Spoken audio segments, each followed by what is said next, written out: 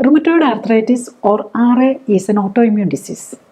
When the body's immune system attacks body's normal cells, we call it an autoimmune disease. In rheumatoid arthritis, the immune system commonly attacks and destroys tissues of the joints. However, in up to 25% of patients, other organs like thyroid, cardiovascular system, respiratory system, liver, eyes, etc. can also get affected. Another aspect is in autoimmune disease, patients like RA, the possibility of developing other inflammatory diseases like allergies and cancers are also high.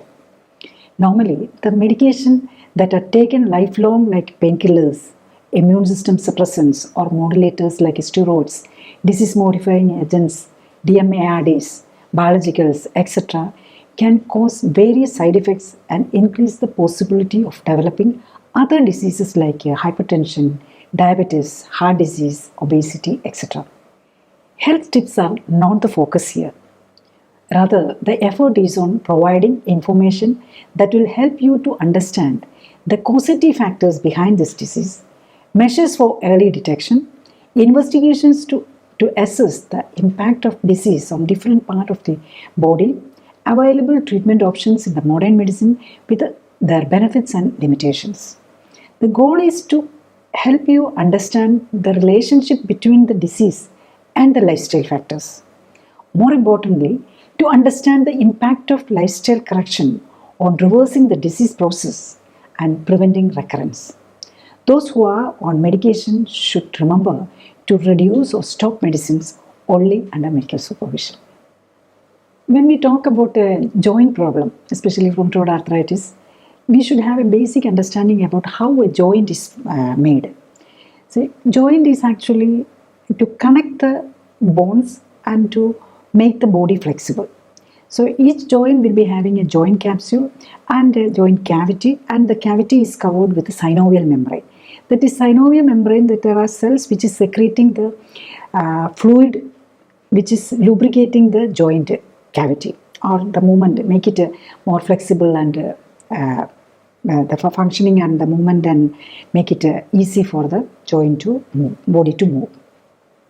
When we come to the symptoms of rheumatoid arthritis, what are the symptoms? Basically the pain and stiffness of the joint, and also the edema, and sometimes redness also will be there. And most of the patients will be having a low-grade fever also. In rheumatic fever, that is another autoimmune disease which is affecting the joint, there the fever will be high.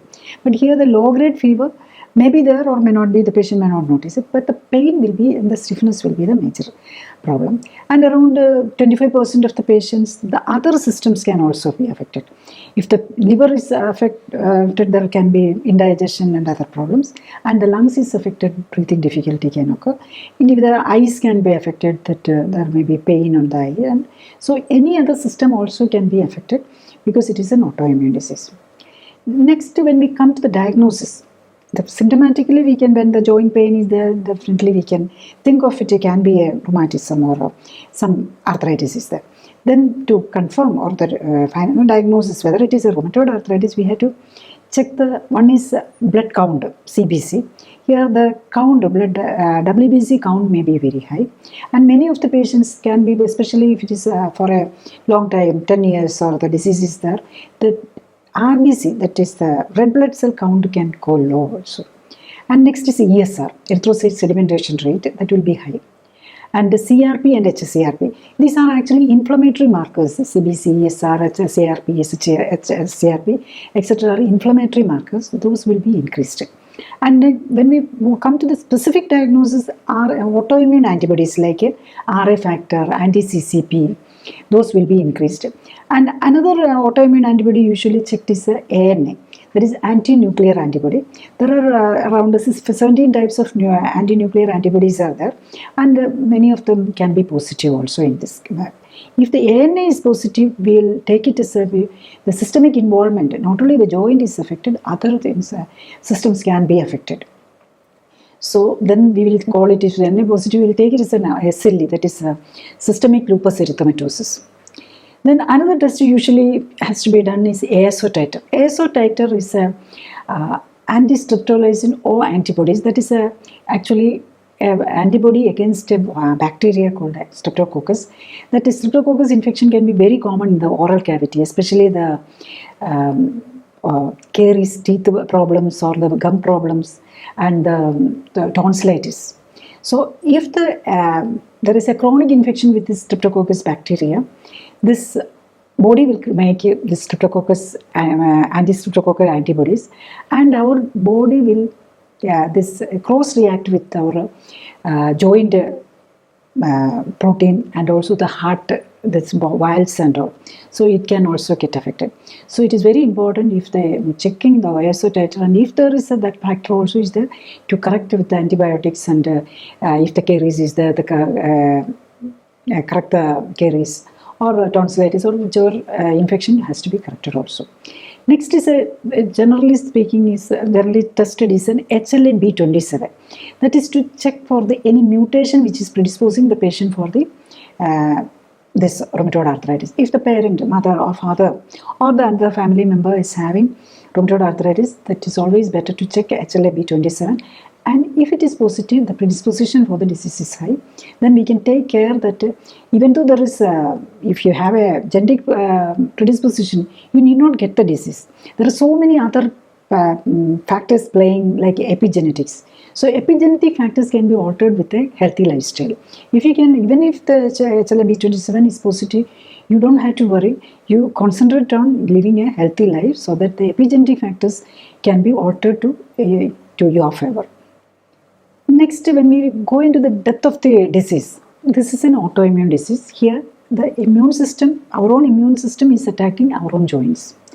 And what type of patients can get? Definitely familial history and the HLA-B27 or any genetic predisposition. If you have, you can get the disease.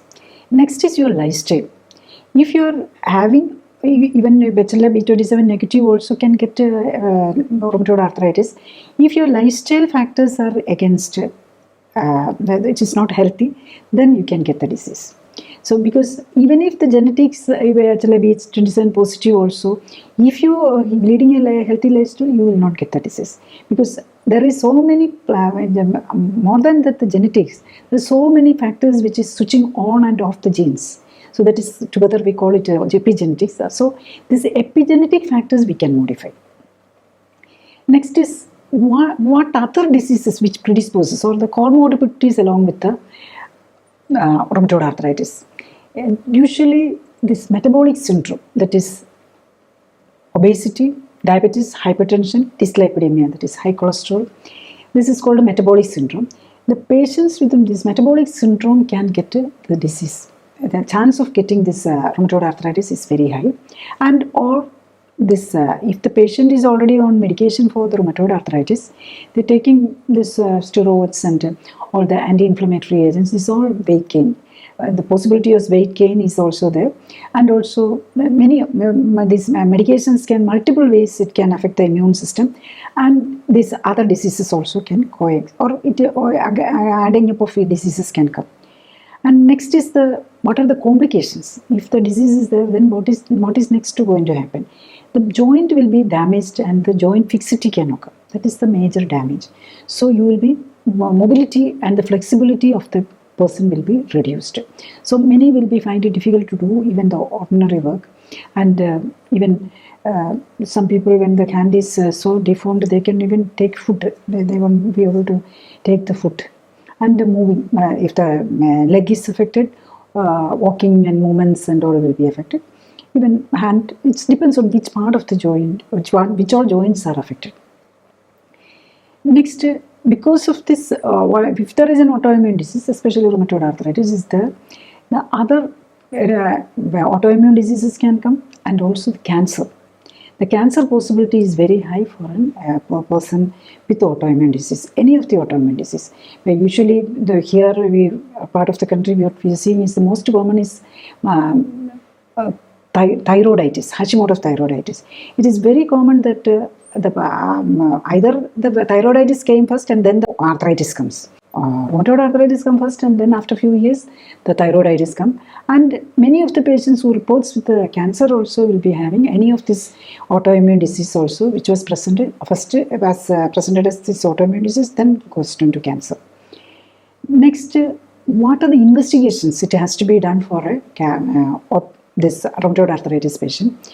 For the diagnosis part, this inflammatory markers and the autoimmune antibodies that we have already discussed. Next is what are the impact of the disease on the body.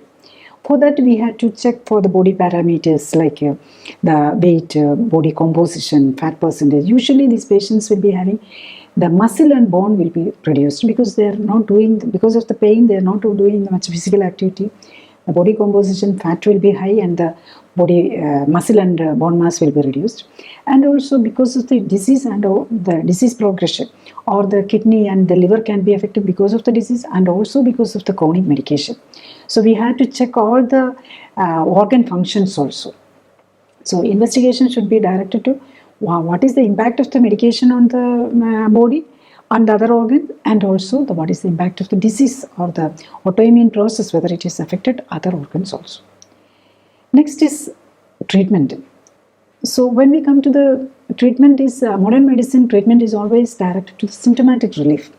So in this case, the pain is the major problem, and the fixity and stiffness of the joint is the major problem. So to prevent the fixity, that is to maintain the flexibility of the joint and relief of the pain is the main direction. For that, the pain relief, NSAID, that is non-steroidal anti-inflammatory medicines, and that is the first line of management. But rheumatoid arthritis, it may not be effective. So we'll start, usually doctors will start steroids. Then DMARDs, that is disease-modifying agents, like methotrexate, sulfasalazine, leflunomide, hydroxychloroquine. There are so many, I'm not going into the details. And next is the biologicals, the later generation of the medications. The TNF inhibitors, that is tumor necrosis factor inhibitors. So it is antibodies, we are actually blocking the tumor necrosis factor in this many of these modern medicines like certolizumab, adalimumab, infliximab. So it's ending with the MABs actually, it's monoclonal antibodies. So actually what they are doing is to blocking the tumor necrosis factor, that is actually protecting you from the cancers. So when our body, always the cancer cells are developing because of the DNA mutations and damage, the cancer cells can come and it will be destroyed by our immune system. That is where one of the major factor which is playing is tumor necrosis factor inhibitors. But we are blocking this tumor necrosis factor inhibitors, so it will give definitely benefit for the pain relief and all. But the problem can be the chance of getting cancer cells will be high when we are on this medication for a long time. Next is other rituximab, tocilizumab, and there is ILX. There are other inflammatory markers or the cytokines like interleukins, different interleukins and antibodies against it. That is called actually biologicals, or one of the group of DMI, disease modifying agents. The problem with this actually, all this medication, so it can, what is the benefit? It can relieve you, definitely with much relief can be there. But what I am saying is, usually I am seeing the patients who are already on this rheumatology type of treatment or all these medication. But many of the patients, actually they will be starting with 1 or 2 medicines and adding and adding. And then they may be taking 4 or 5 group of medicine itself. And finally the biologicals also. But even with that, the relief of symptoms and the normal activity may not be possible for many of the patients. But some are able to manage, but some may not be able to manage. So adding up for medicines, and they will be finally, because of this anti-inflammatory medication and the steroids and all, they will be ending up with the diabetes, hypertension, obesity, etc. And they will be having that medication for those medicines also. So the side effects and of the medicine and not able to achieve the symptomatic relief is the problem actually. Next is, what are the role of surgeries in this rheumatoid arthritis? Basically, surgery has a very limited role in rheumatoid arthritis. We can repair of the ligament tear or something like that, or this joint replacement. If the fixity to joint is totally fixed, then the joint replacement surgeries or joint fixation surgeries also is done, but having only very limited role. Next, when we have discussed different aspects of the rheumatoid arthritis and the treatment and its limitation and the surgery's limitation, then what is the real solution? Basically, what we had to understand that early diagnosis, one aspect. Early diagnosis and stop the disease progression. That should be our aim. Many of the patients, if their hands are affected in the initial stage, they'll be knowing it and they'll be taking medicine. But I have seen many patients who is having deviated toes, but they are not recognizing it that they are having rheumatoid arthritis. They may be having some joint pain and all, they'll be going along with that. But after major deformity only, they'll be even knowing about it. And especially the foot, the great toe, if the alignment of the great toe is lost, then also we should definitely think of whether it is a rheumatoid arthritis. Then what we can do, this early diagnosis, and also when we are reversing the comorbidities, diabetes, hypertension, all this, even the rheumatoid arthritis and the diabetes, hypertension, all which is usually occur with the rheumatoid arthritis, all comes under the lifestyle disease. The correct lifestyle modulation, if it is possible, that you can get rid of all these diseases. You can reduce the medication, not even actually you will be able to come out of medication also with the proper lifestyle modulation. To basically the lifestyle modulation should be directed actually to give optimal nutrition, optimal physical activity, to achieve optimal body composition and blood parameters. It can be, if at this initial stage, the patient himself may be able to, himself or herself may be able to do the correction, do the physical activity. If you are obese, bring down the weight, or avoid this colors and preservatives and all, especially in the form of food additives and cosmetics, etc. And even the perfumes. So many unnecessary things we are using, and it is all toxic to the body. And definitely all the medication, the body considers it as toxin.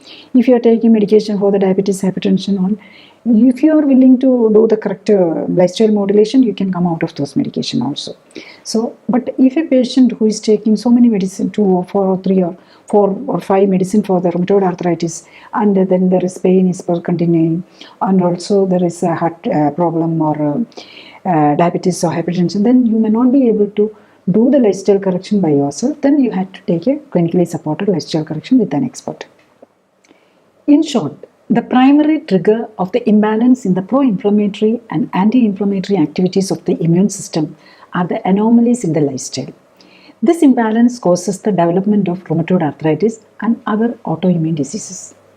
The diagnosis of disease which develop from the imbalance in the immune system and the reversal by regaining the balance in the immune system is the best way of preventing damage to affected organs and stopping the spread of damage to more organs.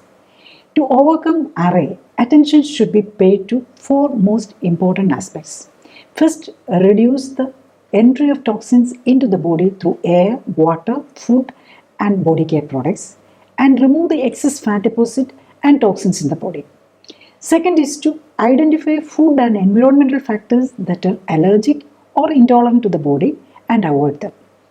Third is to ensure optimal nutrition for the development of healthy new cells to replace the diseased cells in the body. Fourth, ensure an optimal omega-3 to 6 fat ratio around 1:1 in food and stored fat in the body, as the immune system activity is controlled by this essential fat.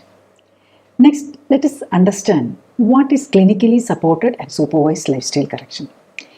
In this, the first step is to understand your body parameters by assessing body composition, the lean mass fat mass ratio, body age, fat status, etc. Second step is to evaluate the current status of your organs like a heart, blood vessels, liver, kidney, pancreas, hormones, immune system, toxin level, nutritional status, etc. And also to find out the most suitable food for your body and what to avoid. Third step is to identify what lifestyle modulations can help achieve reversal of the disease process, attain desired body composition, and normalize blood parameters. Based on the patient's parameters, effort is directed to provide optimal nutrition, physical activity, and reduce toxin level. The focus is to create an enabling environment to balance the metabolic activities at cellular level.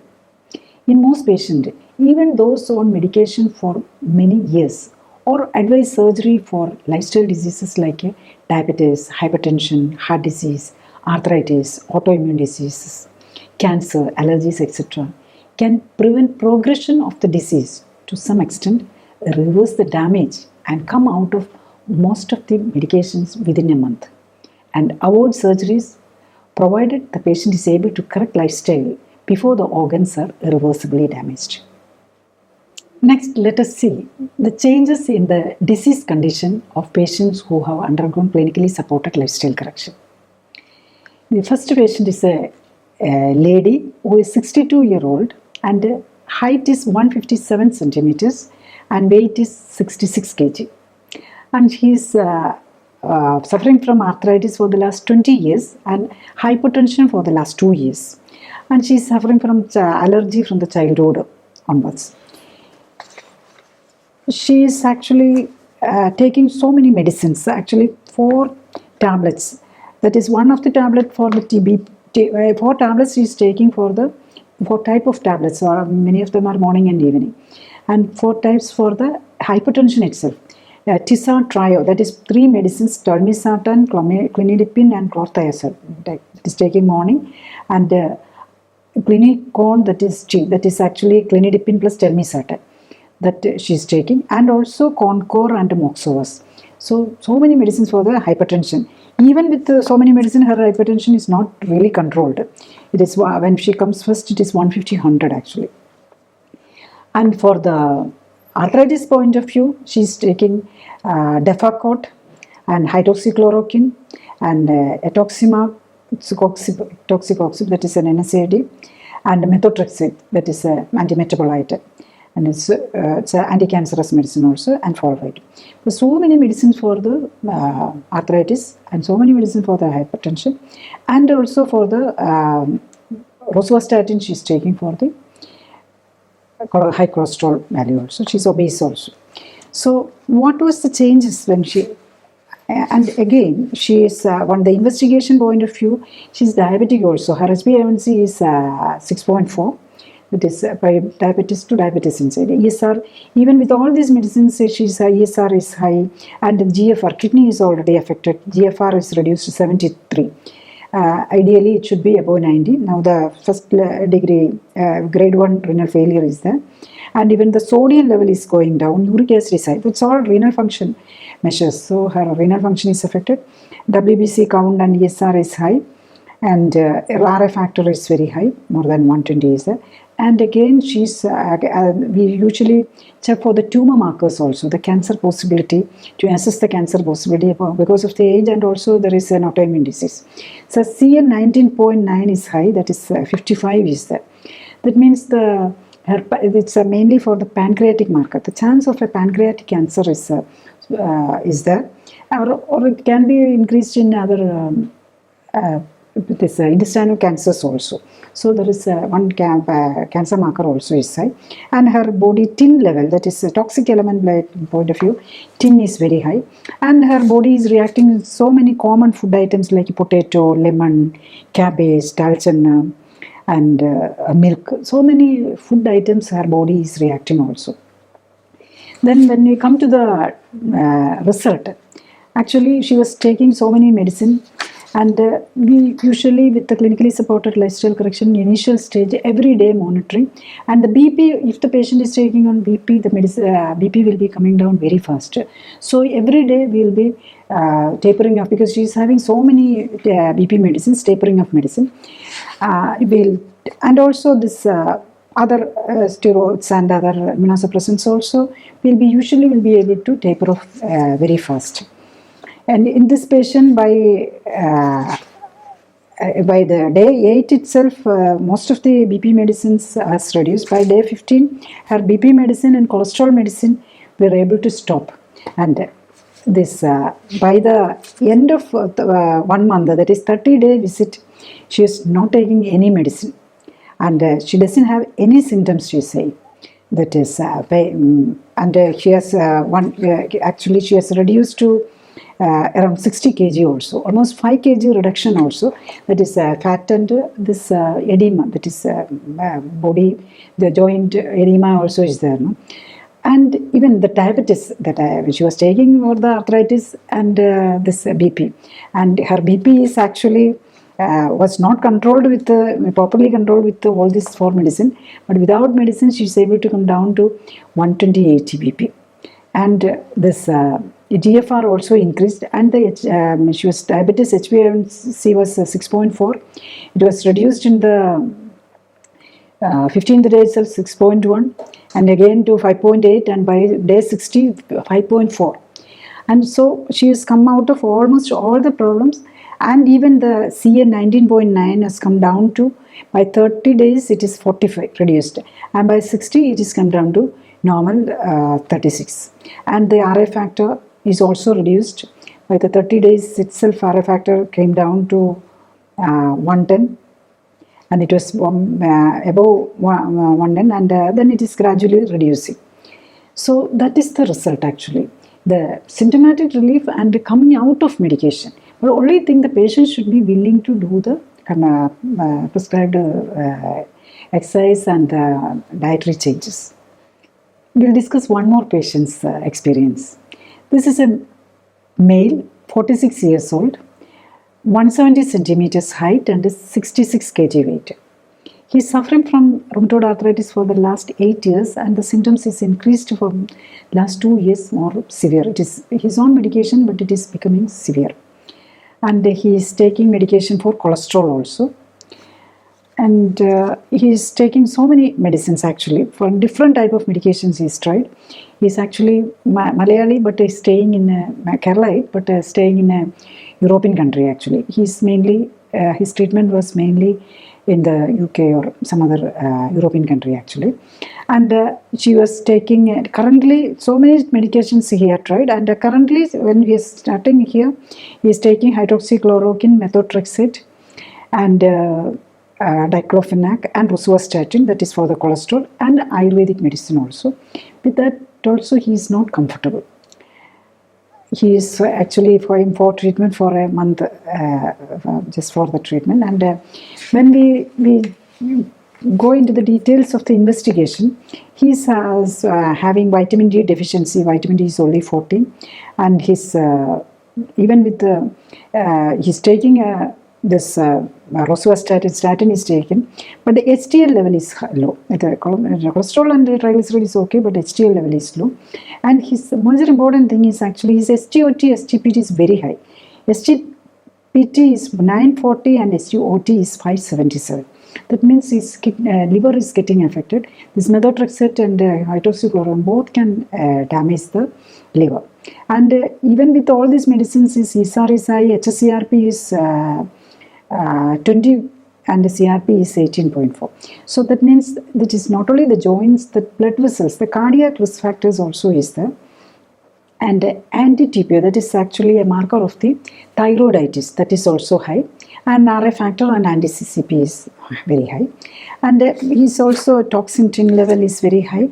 And so many regular food items he is allergic, or the body is immune system is working against, like a groundnut and milk, cashew, almost all the nuts, pistachio, pea, orange, so many, potato, so many items, and the gliadin, that is gluten allergies.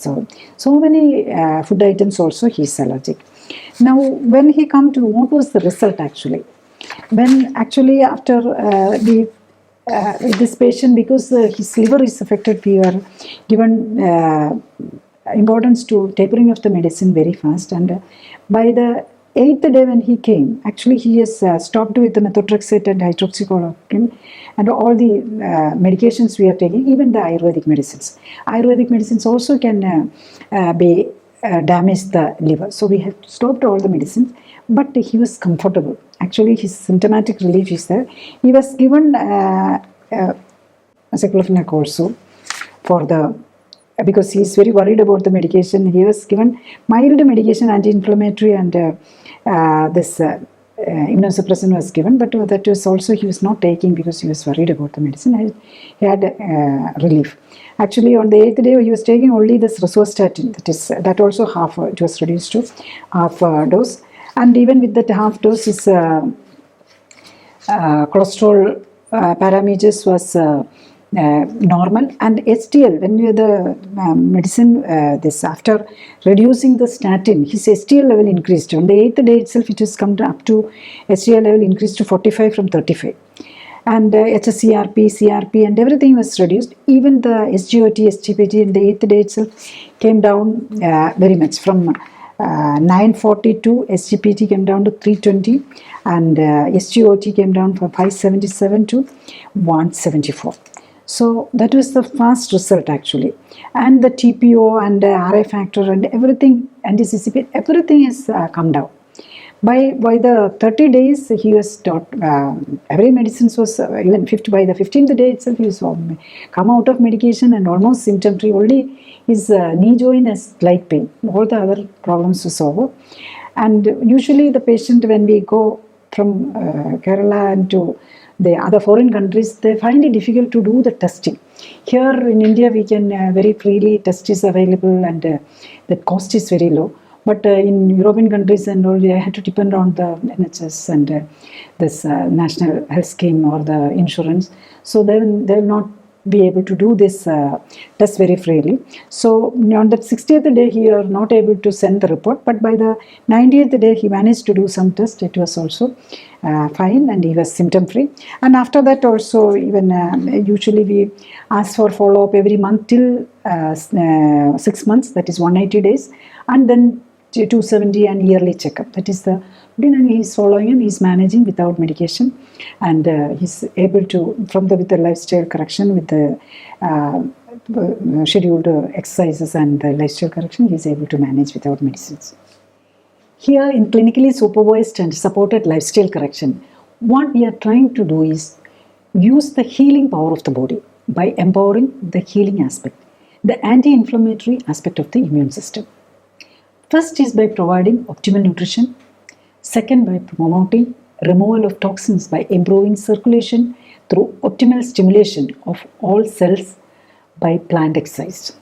Third, minimizing toxins entering the body through food, water, air, and cosmetics. Diabetes, hypertension, heart disease, cancer, liver disease, kidney disease, obesity, stroke, allergies, autoimmune diseases, etc. come under the umbrella of lifestyle diseases. 90% of the medications and 90% of the surgeries are for lifestyle disease. This means that 90% of the medicines and 90% of the surgeries can be avoided. It is good to understand that neither medicine nor surgery can cure a lifestyle disease. To put it differently, it is not a lack of medication nor surgery that created the disease. This is why once medication is started, very often both the disease and medicines will keep on adding more numbers along with the unwanted side effects. This is why it is very important for you to understand and correct lifestyle while also encouraging others to do so. Another important aspect is when someone is talking about healthcare and treatment approaches, you should consider the scientific background of the concerned person. I am Dr. Jolly Thomson, started medical education in Government Medical College, Kottayam as 1981 batch and completed diploma and MD in obstetrics and gynecology from Government Medical College, Thiruvananthapuram, Kerala, India in 1992. After additional training in reproductive medicine and surgery, joined government service.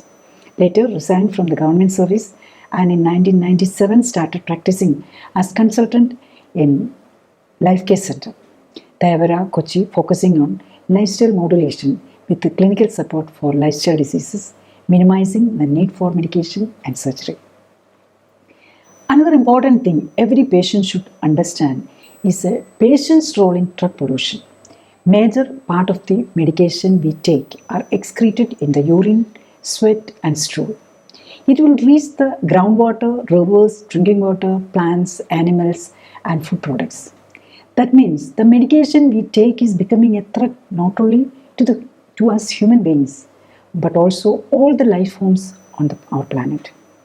Therefore, it is essential to correct lifestyle, reverse lifestyle diseases, and come out of medications. To protect our children, grandchildren, and the coming generations from the ill effects of the toxic pharmaceutical pollution, we should come out of the dependence on medication. The current norm of chronic patient on lifelong medication has to change. Spreading awareness on reversing lifestyle diseases and minimizing medication is the need of the hour. Therefore, remember to share this to your relatives, friends, and colleagues who are on chronic medication or planning surgery for lifestyle diseases. The last few decades of modern medical management clearly shows that medication and surgery cannot cure most lifestyle diseases. Reliable and sustainable solution lies in the lifestyle modulation. To know more about the different lifestyle diseases, treatment options, reversal of lifestyle diseases with clinically supported lifestyle modulation, etc., you may visit our YouTube healthcare channel. Thank you.